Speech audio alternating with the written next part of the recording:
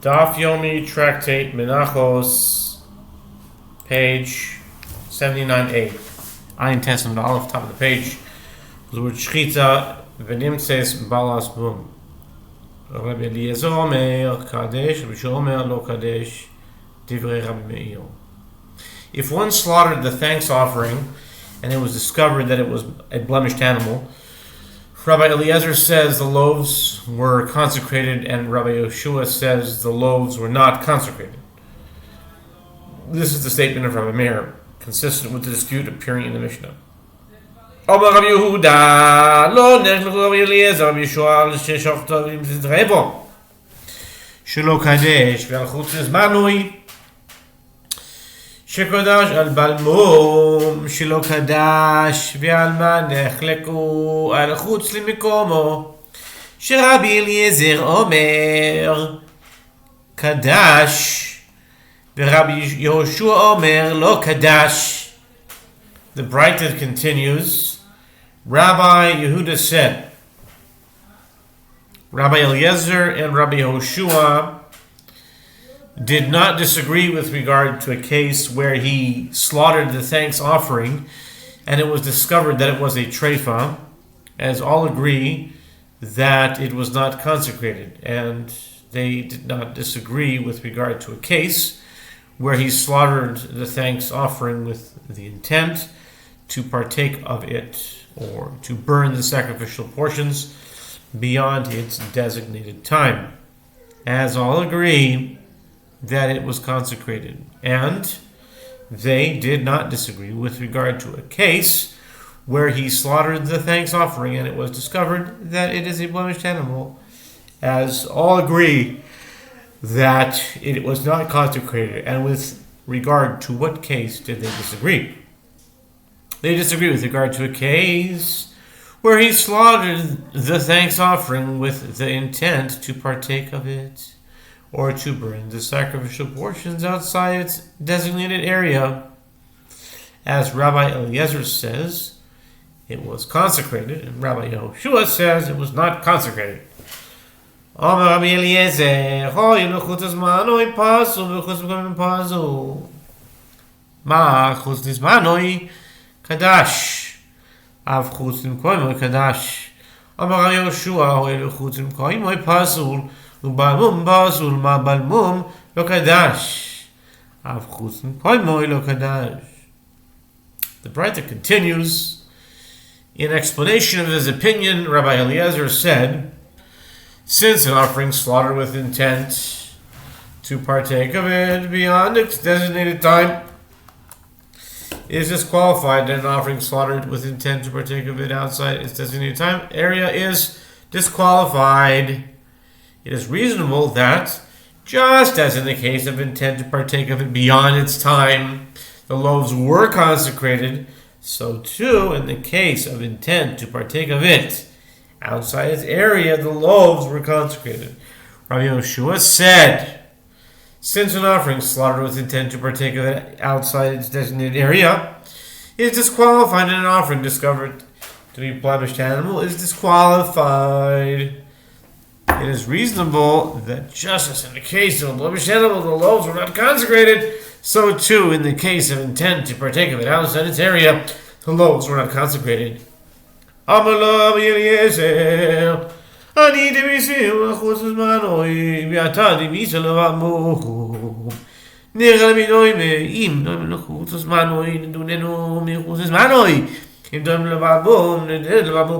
Eliezer said to him, I compared an offering slaughtered with intent to partake of it outside its designated area to an offering slaughtered with intent to partake of it beyond its designated time. And you compared it to an offering discovered to be a blemished animal. Let us consider to which it is similar. If it is similar to an offering slaughtered with intent to partake of it beyond its designated time, we will deduce its halacha from that of an offering slaughtered with intent to partake of it beyond its designated time. If it is similar to an offering discovered to be a blemished animal, we will deduce its halacha from that of an offering discovered to be a blemished animal.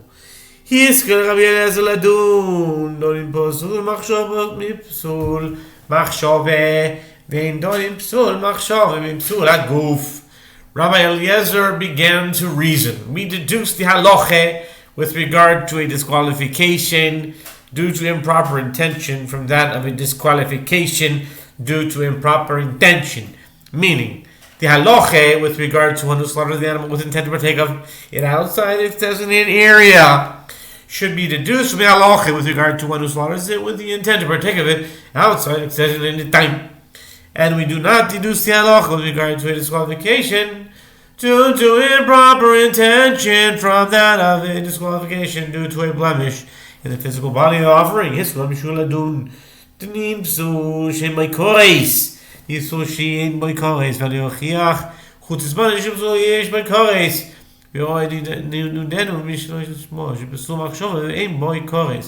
Yehoshua began to reason on the contrary. We deduce the halacha with regard to a disqualification that does not include liability for extinction from the world to come, correct? Meaning an offering slaughter with intent to partake of it outside of its designated area from that of a disqualification that does not include liability for correct, meaning an offering discovered to be a blemished animal. And the halacha with regard to an offering slaughter with intent to partake of it beyond its designated time should not be brought as proof, as it is a disqualification that includes liability for correct. And furthermore, even according to Rabbi Eliezer, who says that we deduce the halacha from a disqualification due to improper intention, let us deduce the halacha from that of an offering slaughter not for its own sake, as it is a disqualification due to the improper intention, and it also does not include liability for karet, and the loaves of such an offering were not consecrated. The Brisa continues that Rabbi Eliezer was silent, conceding to Rabbi Yehoshua. In any event, it is clear in the Brisa that the Mishnah is in accordance with the opinion of Rabbi Meir. Rabbi Meir, Ma'ishna Shachatav v'nim says Treifa, Daham v'sul l'koidim shchita, Ma'ishna Shachatav v'nim Shachatav v'nim says Ba'alas Mud, Te'la ha'vim v'sul l'koidim shchita. The Gemara asks, and according to the opinion of Rabbi Meir, who says that if the thanks offering was slaughtered and discovered to be a treifa, the loaves were not consecrated, but if it was discovered to be a blemished animal, Rabbi Eliezer holds that the loaves were consecrated. What is different if he slaughtered and it was discovered to be a treifa, such that it is considered a case where its disqualification precedes its slaughter, and the loaves were not consecrated? And what is different if he slaughtered it and it was discovered to be a blemished animal, such that it is not considered a case where its disqualification precedes the slaughter, and the loaves were consecrated according to Rabbi Eliezer? Bedukin Shiba'in. Rabbi Akiva Omar Imalu lo yerdu. Rabbi Yehoshua ki Omar Rabbi Akiva Imalu lo yerdu. Bipsula de Gufei Abal Kedosh Lechem lo. The Gemara responds, Rabbi Meir is referring to a blemish on the cornea of the eye, the cornea, and his ruling is in accordance with the opinion of Rabbi Akiva, who said, with regard to this type of blemish, although animals with such a blemish are disqualified as an offering ab initio, if they ascend at the altar, they shall not descend, and they are sacrificed on the altar. The Gemara adds, and Rabbi Yehoshua, who holds that if the animal was discovered to be blemished, the loaves are not consecrated, says, when Rabbi Akiva said that if they ascend to the altar, they shall not descend, he was referring to the disqualification of the offering itself, meaning that once it ascended, it shall descend. But with regard to the consecration of the loaves to the slaughter of such an animal, he did not say this. Itmar we learned. Lie, lie, lie, lie, lie, lie, lie, lie, lie, lie. Itmar we learned. Chatos. The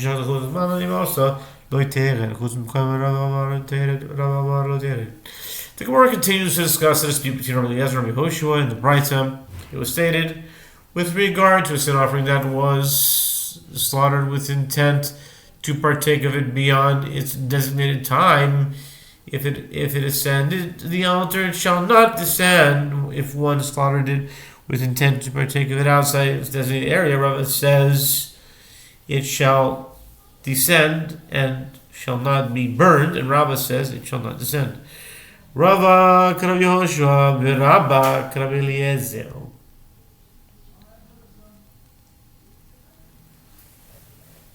The Gemara suggests Rava holds it according to the opinion of Rabbi Yehoshua, who deduces the halach with regard to a thanks offering that was slaughtered with intent to partake of it outside its designated area from that of an offering discovered to have a blemish. Accordingly, just as a blemished sin offering descends from the altar, even if it has already ascended, so to a sin offering that was slaughtered with intent to partake of it outside its designated areas descends. And Rabbah holds it according to the opinion of Rabbi Eliezer, who deduces the halach with regard to a thanks offering that was slaughtered with intent to partake of it outside its designated area from that of an offering that was slaughtered with intent to partake of it beyond its designated time. Accordingly, just as a sin offering that was slaughtered with intent to partake of it beyond its designated area does not descend from the altar, so too a sin offering that was slaughtered with intent to partake of it outside its designated area does not descend.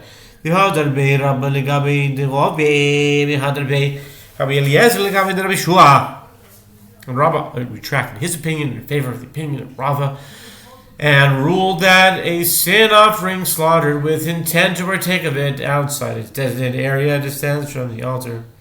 Since Rabbi Eliezer retracted his opinion in favor of the opinion of Rabbi Yehoshua, as the Braita teaches that he was silent and accepted the reasoning of Rabbi Yehoshua, accordingly the halacha with regard to an animal slaughtered with intent to partake of it outside its designated area should be deduced from that of an offering discovered to have a blemish. Because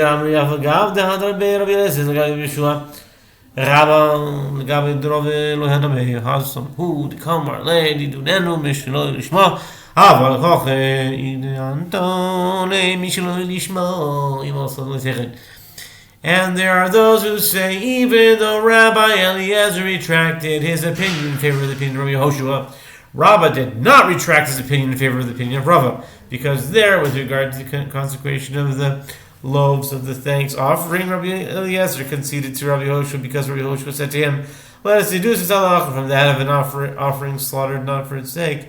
But here, if you deduce its halacha from that of an offering slaughtered not for its own sake, then the halacha should be that if it ascended the altar, it shall not descend. Shachatash lishma v'chulei v'rabba b'shavak didan. Elozil d'shchiach nakid el me'amiluim mitan didan. Yikal miusa nakat. The Mishnah teaches if one slaughtered the thanks offering not for its own sake, and likewise if one slaughtered the ram of inauguration not for its own sake, and likewise if one slaughtered the communal peace offering of 2 sheep that accompany the 2 loaves of Shavuot not for their own sake, the loaves were not consecrated. Rav Papa said in bewilderment, why does the Tana of our Mishnah omit the case of the loaves of the Nazarite's ram, which is common and is also not consecrated?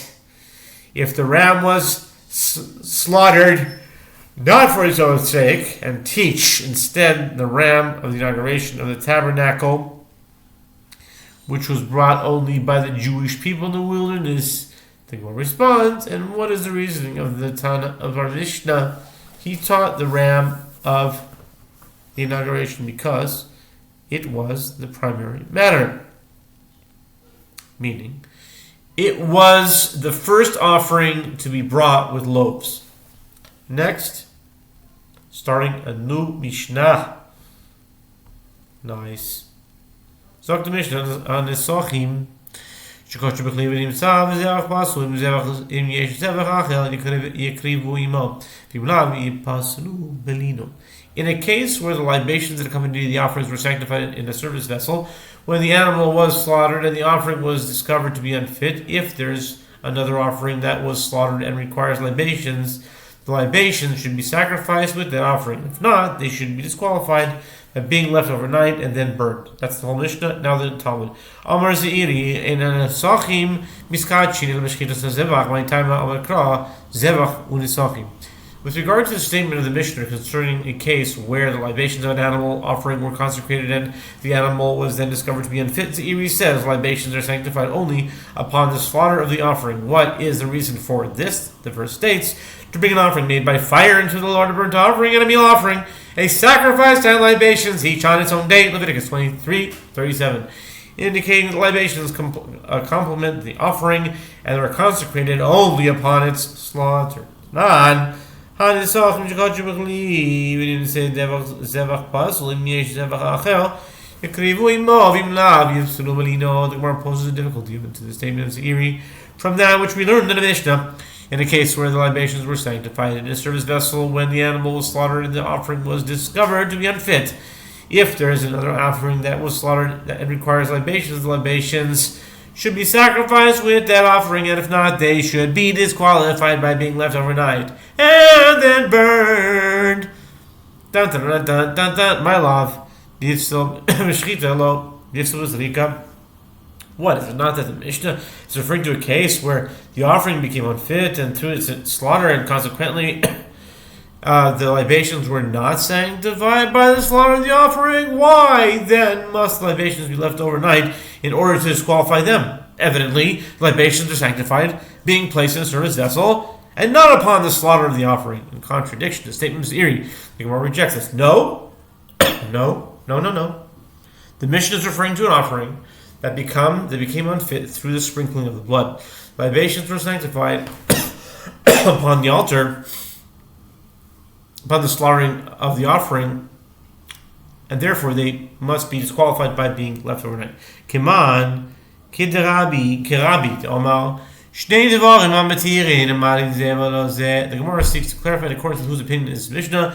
It is in accordance to the opinion of Rabbi Yehuda Nasi, who said, if an offering has two factors that permit it for consumption or for sacrifice, they can each elevate it to sanctified status without the other. Accordingly, although the slaughter of the animal and the sprinkling of the blood are both permitting factors for the libations were sanctified through the slaughter of the animal, despite the fact that the animal became unfit through the sprinkling of its blood. But Rabbi Shimon Chachmaiskinan Gegoyin Shekibel Damon Bechois Vinishbach. The Gemara rejects this. Even if you say that the mission is according to the opinion of Rabbi Elazar, it's the Rabbi Shimon who disagrees with Rabbi Yehuda Hanasi and holds that both permitting factors must be performed in order to confer sanctity upon the libations. The Mishnah can still be explained as follows. Here we are dealing with a case where the priest collected his blood in the cup for the purpose of sprinkling it on the altar, but the blood spilled out of the cup could not be sprinkled. Nevertheless, the libations were sanctified as the blood was fit for sprinkling upon the altar. Okay, we'll stop here.